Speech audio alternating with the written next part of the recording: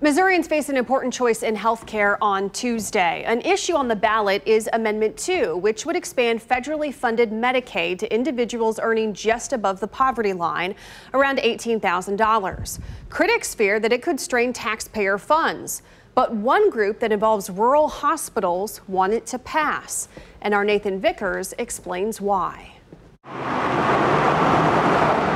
In a town like Marshall, the local hospital plays a larger role than ever. Rural hospitals have thin margins. Angie Littrell is the president and CEO of Fitzgibbon Hospital.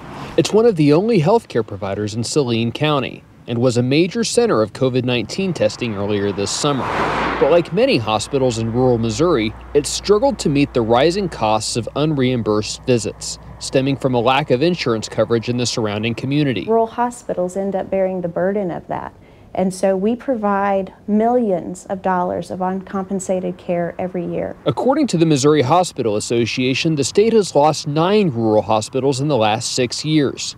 That's why Fitzgibbon and other providers are pushing to expand Medicaid in a statewide vote. Generally, the population that will be impacted by Amendment 2, that's a big component of the rural areas. The idea behind Medicaid expansion is that there's a gap between those who currently qualify in Missouri and those who can afford health insurance or get it through work. Expanding Medicaid would extend the federal program to cover about 300,000 Missourians to shrink that gap. They're the working folks who don't have insurance because they can't afford it. But critics fear the expansion could burden Missouri taxpayers. Even though the federal government would cover what is 90% of the cost, that leaves the states to cover 10% of that cost. Senator Denny Hoskins represents the state district that includes Marshall. He says state lawmakers might need to make cuts to other programs like education to supplement the expansion. Supporting our rural hospitals at the expense of our local school districts is not a winnable choice for anyone. Advocates believe the expansion could actually save the state money in the long run,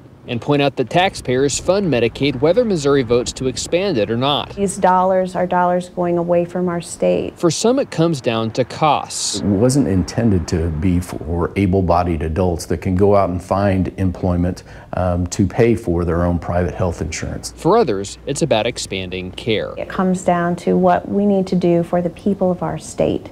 And we want them to be healthy, we want them to be cared for, and this helps us do that. In Marshall, Missouri, Nathan Vickers, KCTV 5 News.